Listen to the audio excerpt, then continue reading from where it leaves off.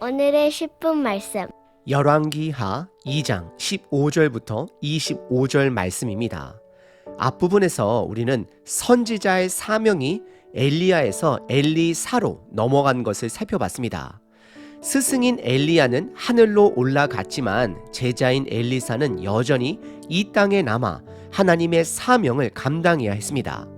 오늘 본문에서 엘리사의 이야기는 과거 모세의 이야기와 미래 예수님의 이야기의 그림자 역할을 합니다. 예를 들어 엘리사가 엘리야의 승천 후 요단강을 기적을 통해 가르며 건넌 사건은 모세의 죽음 이후 여호수아가 이스라엘 백성을 이끌고 요단강을 건넌 사건과 연결될 수 있습니다. 동시에 예수님께서 요단강에서 침례를 받으시고 사역을 시작하신 그 이야기와도 연결이 됩니다. 오늘 본문에서는 두 그룹이 대조적으로 나타납니다. 하나는 엘리사를 하나님의 사람으로 인정하고 고백하는 그룹이고, 다른 하나는 그를 멸시하고 경멸하는 그룹입니다. 엘리사 시대 때에도 예수님의 시대에도 그리고 지금 이 시대에도 하나님의 주권을 인정하는 사람들과 멸시하는 사람들이 있습니다. 오늘 본문은 치유와 심판을 통해 하나님의 주권이 명확하게 드러납니다. 이 말씀을 통해 우리는 자신의 믿음을 각자 점검해 볼 수 있습니다. 나는 단지 머리로만 하나님의 주권을 믿고 있는지, 아니면 삶으로 하나님의 주권을 인정하며 살고 있는지를 점검해 보셔야 합니다. 하나님의 주권을 인정할 때 죽은 곳이 살아납니다. 오늘 본문은 세 가지 이야기로 구분해 볼 수 있습니다. 첫 번째는 하늘로 올라간 엘리야의 시신을 찾으려 하는 제자들의 이야기입니다. 두 번째는 저주받은 여리고 성읍이 치유받는 이야기입니다. 세 번째는 엘리사 선지자를 조롱하는 자들이 곰에게 찢기는 이야기입니다. 첫 번째 이야기는 하늘로 올라간 엘리사의 시신을 찾으려 하는 제자들에 관한 것입니다. 15절부터 18절까지입니다. 엘리사가 요단강을 기적적으로 건너오자 이를 지켜본 제자 그룹이 엘리사에게 나와 경의를 예를 갖추게 됩니다. 이는 엘리야를 사용하신 하나님께서 이제 엘리사를 선택했음을 인정하는 것입니다. 하지만 16절에 그 그룹의 리더로 보이는 사람이 엘리야의 시신을 찾게 해달라고 간청을 합니다. 이들은 엘리야가 하늘로 올라가다가 떨어졌을 수도 있다라고 생각을 했거나 영혼은 올라갔지만 육체는 이 땅에 남았다라고 믿었을 수도 있습니다. 그들은 엘리야에 대한 도리를 다하려 했던 것 같습니다. 사실 이 모습이 우리의 모습과도 비슷할 수 있습니다. 예수님을 삶의 주인으로 입으로는 고백하고 머리로는 인지하면서도 여전히 우리의 세상적 이성과 세상적 판단에 의존하며 살아가는 경우가 많습니다. 17절에서 그 제자들 그룹은 엘리사가 곤란해할 정도로 엘리야의 시신을 찾게 해달라고 간청을 이어가고, 엘리사는 결국 그들의 요청을 마지못해 허락합니다. 제자들 그룹은 50명을 따로 보내 3일 동안 엘리야의 시신을 찾았지만 결국 찾지 못합니다. 그래서 18절에 엘리사는 그들을 책망하며 내가 찾지 말라라고 하지 않았느냐라고 그들을 책망합니다. 이 사건은 예수님의 죽음과 부활 사건과도 연결이 됩니다. 예수님은 제자들에게 본인의 죽음 이후 부활할 것을 여러 차례 말씀하셨지만 제자들은 그것을 믿지 못했습니다. 그리고 실질적으로 부활한 예수님을 본 여인들의 증언의 말씀들을 믿지 못했습니다. 저와 여러분들도 마찬가지일 수 있습니다. 예수님의 부활의 권능을 믿는다라고 찬양도 하고 고백은 하면서도 실제적으로 이 땅에서의 매여 그 능력을 의지하지 못하고 보지 못하고 살아갈 수 있습니다. 두 번째 이야기는 저주받은 여리고 성읍이 생명받는, 치유받는 이야기입니다. 19절부터 22절까지입니다. 이 사건은 엘리사가 공식적으로 선지자로서 첫 사역을 하는 장면입니다.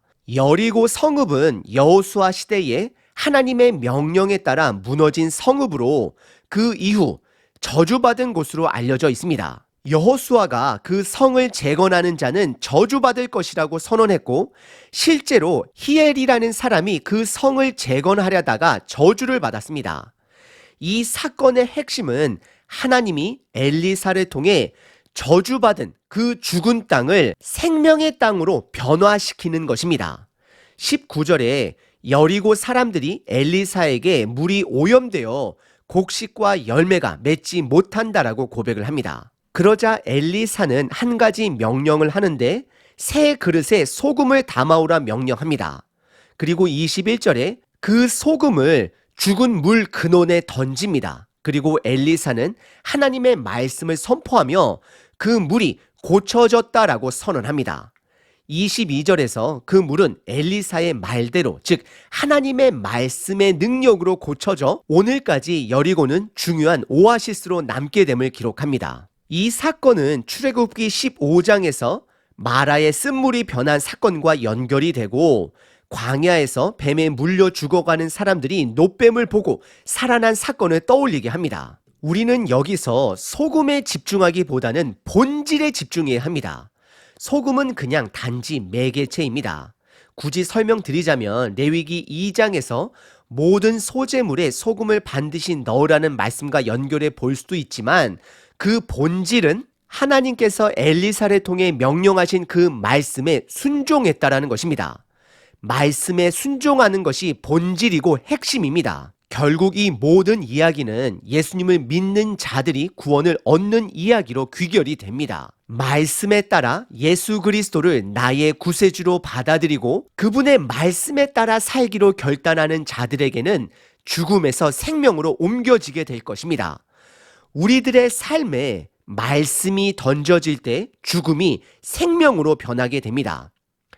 세 번째 이야기는 엘리사를 조롱하던 자들이 곰에게 찢기는 사건입니다. 23절부터 25절입니다.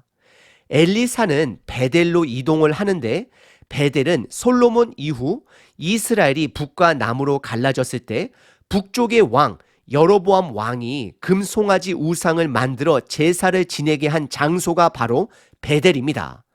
베델은 쭉 그 후로 우상의 중심지가 되었습니다. 엘리사가 베델로 올라갈 때 성읍에서 작은 아이들이 나와 엘리사를 조롱합니다. 여기서 작은 아이들이라는 표현은 실제적으로 갓난 아이들서부터 20대 미혼자들까지 지칭하는 단어입니다. 그리고 동시에 미성숙한 자들을 의미하기도 합니다. 그런 자들이 성읍에서 나왔다라는 표현은 의도적인 성격을 갖고 있는 것입니다. 즉흥적인 만남이 아닙니다. 이들은 엘리사를 향해 대머리여 올라가라라고 조롱합니다. 이는 엘리사가 실질적으로 대머리였거나 또는 스승 엘리야가 하늘로 올라가 슬픔으로 머리를 민 것일 수도 있습니다. 핵심은 하나님의 부르심에 반응하는 엘리사를 비꼬며 조롱하는 것입니다. 이들은 엘리사를 향해 너도 너의 스승처럼 올라가 버려라, 꺼져 버려라 라고 말하는 것입니다.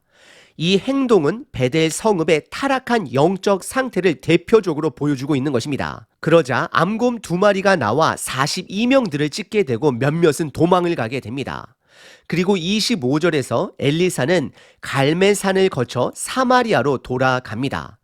이 사건은 하나님의 권위를 조롱하는 자들에게 주어진 심판을 보여줍니다. 오늘 본문은 크게 세 가지 이야기를 다루고 있습니다. 첫째, 제자들의 영적 무지는 하늘로 올라간 엘리야의 시신을 찾으려 했던 모습에서 드러납니다.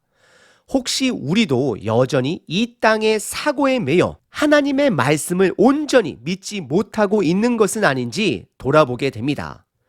둘째, 저주받은 여리고의 물이 생명의 물로 변한 사건을 통해 말씀이 우리의 삶에 던져질 때, 죽은 내 생각과 내 삶에 던져질 때에 죽음이 생명으로 변한다라는 것을 깨닫게 됩니다. 셋째, 우상으로 가득한 베델을 향해 하나님의 심판은 우리가 여전히 이 시대에 경건한 두려움을 회복해야 함을 상기시켜 줍니다. 하나님은 반드시 말씀대로 심판자로 동시에 구원자로 이 땅에 오실 것입니다. 오늘 본문이 주는 도전은 너무나도 명확합니다. 우리는 죽음과 생명의 갈림길에 서 있습니다. 하나님의 말씀에 순종하여 생명의 길을 선택할 것인지 아니면 하나님의 경고를 무시하고 죽음의 길을 갈 것인지 선택해야 합니다. 구체적인 실천적 선택을 나눕니다. 첫 번째, 하루를 시작할 때에 나의 삶에 말씀을 던지시길 바랍니다. 소금이 던져졌을 때 죽은 물이 살아난 것처럼 말씀을 우리 삶에 던지시기를 바랍니다. 말씀을 읽고 묵상하며 말씀이 우리 삶의 근원이 되면 생명으로 변하게 됩니다.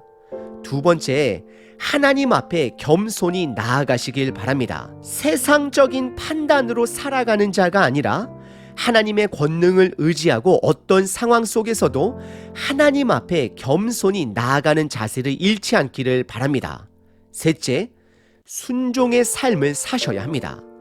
수많은 지식이, 성경에 대한 지식이, 말씀에 대한 선언이 있을지라도 내가 순종하지 않으면 하나님의 능력은 드러나지 않습니다. 순종이 곧 생명의 길로 나아가는 첫 걸음임을 기억하시길 바랍니다. 야고보서 1장 22절 너희는 도를 행하는 자가 되고 듣기만 하여 자신을 속이는 자가 되지 말라. 생명의 하나님 아버지를 찬양합니다. 오늘 말씀을 통해 순종의 중요성과 생명과 죽음의 갈림길이 있음을 깨닫게 해주심에 감사합니다.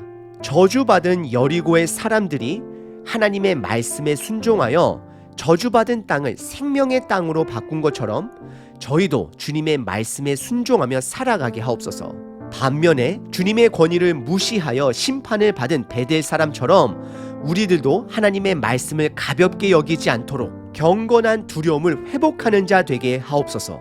이 하루도 주님의 말씀을 신뢰하며 생명의 길을 선택하는 삶을 살도록 결단해 봅니다. 생명 대신 예수님의 이름으로 기도드립니다. 아멘. 항상 기뻐하라. 쉬지 말고 기도하라. 범사에 감사하라.